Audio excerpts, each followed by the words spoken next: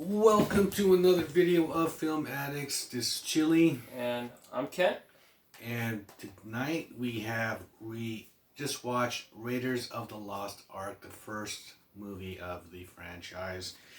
Now before we get into this, please don't forget to hit the like button, comment on this video, share this video, and if you still haven't, please subscribe to the channel and hit the notification bell for updates. Okay, so with that out of the way, the classic 1981 Raiders of the Lost Ark, the one that started it all. Does it hold up today? What are your thoughts? So, first and foremost, I was bothered by something while looking at the back of our little Indiana Jones 4-movie collection pack we got here. What's wrong with it? So, what stood out to me is the PG, right? Mm-hmm. So you have PG for the first two films, then you have PG-13 for the last two. And I was wondering, I'm like, wait a second, that does not check out. There was a lot of dead Nazis. But then come to find Temple of Doom was like Steven Spielberg and the whole everything that kind of came as a result of it. Pretty much Steven Spielberg was, from what I read, I could be wrong, but I kind of just deep dived into it because I was curious. Temple of Doom kind of led to the creation of PG-13 as a rating system. Did it? PG-13 wasn't even? Yeah, I know it wasn't during this film. But they said Temple of Doom was one of the main catalysts, or a big catalyst for pushing for the PG-13. It was very dark. Yeah, and kids love these movies. Yeah. So, I mean, I learned something. Yeah. So I did remember seeing Indiana Jones and the Temple of Doom, and it was really dark. It was darker than this one. I didn't realize, I thought the PG-13 rating was older, but I guess that makes sense. Yeah. All right. Overall, okay. So, what were my thoughts? Is that what you were saying? So we have solid characters, solid protagonists, good story, great story.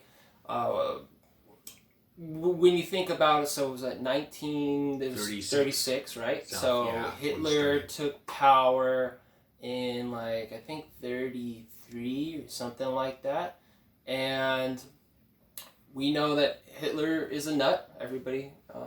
I'm just gonna speak that out. Okay. I mean, I'm not here to judge. He had some pretty out there beliefs. So we have a great protagonist that is, and we get thrown right into he's already in the what middle he's of an doing, adventure. his job. He's just we're just seeing what he does. This is every day for him. As kind of thing was cool. And he's he's a professor at a university, and he's also an archaeologist / James Bond type of guy. But he's not he's not hiding it. Well, no, much. It's not like he's just always smart or super strong or anything. There's some kind of human elements about him that he's not like when he's fighting the big German guy, he has to use his wits sometimes. He's not he's not that hero that just has it all put together. Arnold Schwarzenegger who could just always just get out of his shit, he gets trapped and he gets caught, and he's not always a stronger type guy, he has to use his wits, which was cool, So the movie has a lot of cat and mouse elements. I saw this when I was a kid, and originally I wasn't crazy about it, to be honest. I think what it was is I didn't appreciate or probably understand the history of it all, right? Me too. When I saw it as a kid, it was just I mean, when I saw swastikas and the characters and everything that was going on, I didn't really care for the orchestra either when I was younger. Now it's very epic. It's because it seemed like it was in the tradition of old classic films, and there's some shots in the film where when they're digging for the ark and the sky is all kind of lightning, and it looks like it's painted. It looks like the Ten Commandments. It looks just something from the past. It was very kind of cinematic in a very kind of nostalgic way. So the point of the movie here is we have our good old Indy, and he's trying to locate for the government. Yeah, the their thing is to get it before the Nazis get it because they'll take over the world. The Lost Ark. Yeah. Something given to, was it, I think they said Moses. Moses. And it had like a great power from God. It wasn't of this world. And I had some thoughts while I was watching it. Like, Nostradamus is kind of big right now because of his predictions, and some things people, whenever there's a prediction, like remember 2012, people get all invested, like, oh my god, the Mayan calendar. So Nostradamus is big right now, and Nostradamus, one of his things was like, or somebody said, like, there's 3 antichrists. Napoleon's the first, Hitler's the second. And I'm like, oh, well, if I think about it that way, wouldn't that be kind of cool? Like the second Antichrist, so to speak, is seeking the power of God in. Because they say in the film that he's all into the occult. Right, and right. He's searching for it. I thought that was just one interesting way to look at it. But it's kind of blending fiction and reality, kind of historical people and things like that together. And that's why when I was a kid and I saw it, you know, and it said South America 1936. I'm like, oh, is this true? But no, you know what I mean? At first when you're watching it, you know, but then later on you just figure out it's just like, okay, it's just, they're just putting him in a time.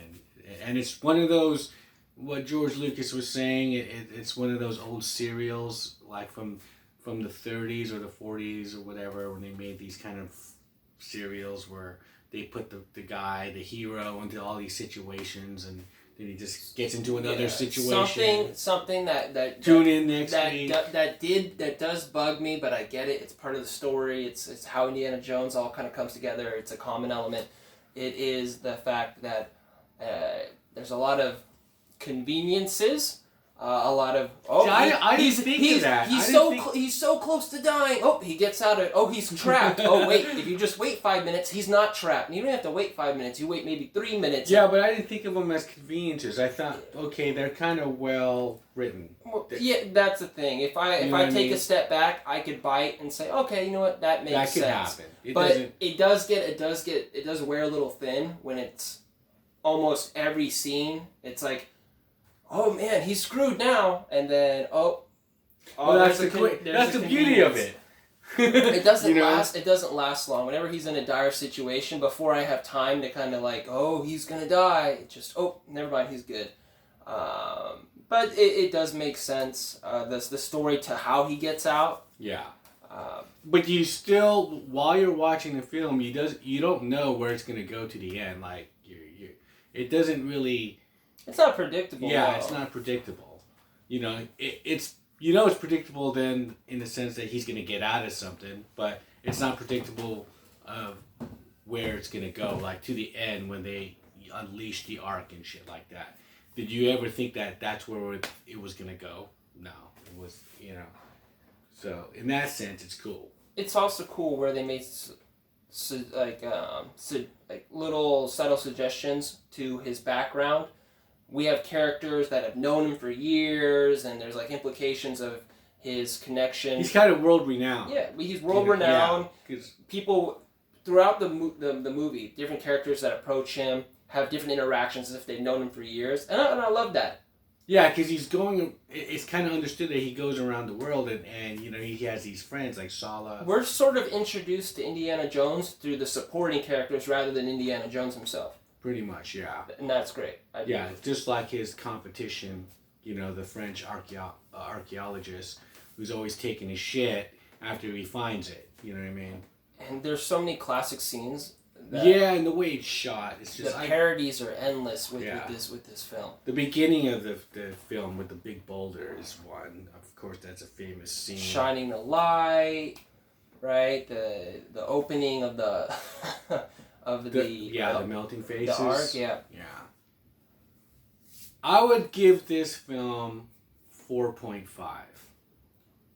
I'm gonna give it 4.1 because the simple fact sometimes cat and mouse. Although I do enjoy it, for the whole movie to be cat and mouse, it's. I mean the story. I think everything's great. the non-stop back and forth, like, oh, here we are, now we're over here. There was a lot of jumping around. Some people like that. I didn't think of it that way. I wasn't huge on that. I thought, cinematically was great. The way it seemed like, they don't make films like this anymore. It's just very, very epic, It was with the music and everything, epic. And a great character, a great, multiple villains. It's not just one stereotypical. And we grew up in the same home. Yeah, she hated each other. And the woman in the Karen Allen, she's not like your typical kind of like always like a damsel in distress. I mean, she's like, she could drink people out under the table. She could, kind of hold her own sometimes. And I can appreciate the goofy moments with the monkey. Yeah. And when people would, so when Indy would get into situations. Right? I thought it was cool how the people that saw what Indiana Jones was doing probably was how the audience would perceive what he was doing. Like, this man is crazy. So it was cool to see the characters kind of not buy into, like, he's Indiana Jones, he can do it. Everyone the whole entire time just like, are you fucking kidding me? This guy is still alive? To them, it was a stretch. I think he said... the French guy, he's like, you're giving mercenaries a bad a run for their money or a bad name or something, because of here he is with a rocket launcher. There's a lot of if you were to describe this movie to somebody, or if this was like because George Lucas, he wrote the story. I'm assuming when Steven Spielberg was going through this as a book, this was probably one of the most exciting books somebody could have written. Like a screenplay. Yeah, it's a screenplay. Yeah, non-stop things are happening. Non-stop things, and even from the very beginning, it grabs your attention. Scene: we're on a pirate boat. Now we're on a German U-boat, and now we're on an island with freaking ghosts flying. And around it seems like it's 2 hours, but it doesn't really. It kind of go. It's paced well. Mm-hmm. There's even when there's like little conversations that need to be said about like, okay, he's digging in the wrong place. All the dialogue is not just kind of bullshit, It's just kind of, it moves the story really well, And then you get to the end, and he's just like, these bureaucrats, and just the way they kind of put the arc, like, as if we're like the, what I mean? We're like this empire collecting all these artifacts around the world, and we're, what I mean? We're kind of being like it's kind of like a weird superpower or something. It's sort of ominous at the end, just us collecting all this shit too. You know what I mean? It's just the warehouse. Yeah, because what else do we have in there? There's even parodies of the warehouse. There's like every scene you can think of. There's a parody of it. Yeah. Which means it did a lot for a lot of people to influence them all to make their own little parody of it. A lot of Family Guy, I feel like, has parodied this whole entire movie at this point. Yeah. So do you think after seeing that film? Like, there's going to be another one. After seeing that? Yeah. What have you thought, like, well, at the time? I found that when it comes to movies, that if you have a very likable protagonist, you can put him in any kind of, like, scenario, and you're gonna make money, because you're going to have a good movie. Yeah, because this movie doesn't even seem, even all the other ones, it doesn't even seem like a sequel. They just seem like episodes in itself, because I mean, you could watch the second movie, Temple of Doom, first, and then like, okay, then here's another one. Here's Raiders of the Lost Ark. You just keep his same personality and throw him into another situation. He's one of those characters where he acts. He doesn't just react. As soon as the Nazis were taking the Ark into their truck, right, to go to Cairo. Immediately, he's like, I'm going to figure something out. He gets on a horse. Next thing you know, he's chasing after them. Yeah. So I'm just making it up as I go. As somebody viewing the movie, I think you don't even have to necessarily wait to think what he's going to do, because he's impulsive. But not only is he's smart and impulsive. Usually, when you have an impulsive character, they're kind of they're dumb, right? But he's smart and impulsive, which is kind of cool. Yeah. And one thing is, just like Star Wars, they kind of just threw you into his world, or into that world, and you just kind of go with it. You don't have to like ask so many questions or anything. It's just like, okay, they kind of the answers kind of appear by itself. You know what I mean? It's just like, okay. And you think of all these movies like National Treasure, right? Yeah, all of them are like Mummy. Romancing the Stone, and all this shit came after it. The Mummy and all that stuff, and the Scorpion, and what was that? Scorpion King? Yeah, was okay. that part of that? Series. That was somehow connected to the Mummy. There was a lot of. What? King Solomon's Then wasn't there shit. Sahara? There was a movie called Sahara. Don't worry about it. But well, it has to do with the one guy that like an Indiana Jones type, and his is like the best. They even have like a video game that's popular based off of like kind of like similar to an Indiana Jones story. I know that Tom Holland was recently. That's right. With Mark Wahlberg. Mm-hmm. Yeah, I didn't see that one. So you should check that one out. It's It's a video game. What? Now that's gonna bug me. Whatever the name of that. Yeah, I know what you're talking about. As long as you know what I'm talking about. Okay, so we're gonna return, of course, with the other films, of this series because the new one's coming out really soon. Will be pretty much in April 2023. We need to be properly armed with the facts. Reintroduced to this guy and and all the films, and so that is our review. Definitely check it out, so that way, I think that everybody, if there's a movie or franchise that they were interested in, if a new movie comes out, I feel like that's like a mandatory thing to do. Right.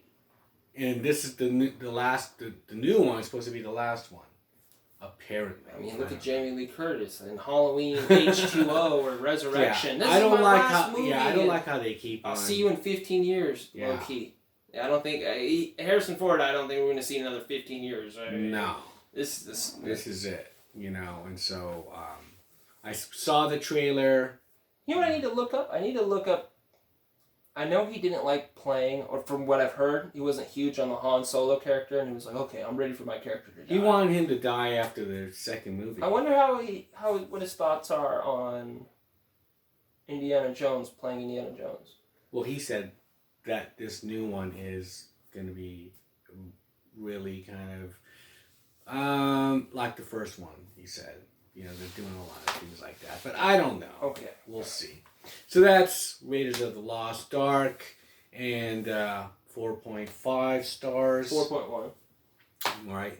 Leave us a comment on this. What are your thoughts on the franchise, the Raiders of the Lost Ark movie? And with that, I'll shut up, and I'll see you guys at the next one. All right. Take it easy.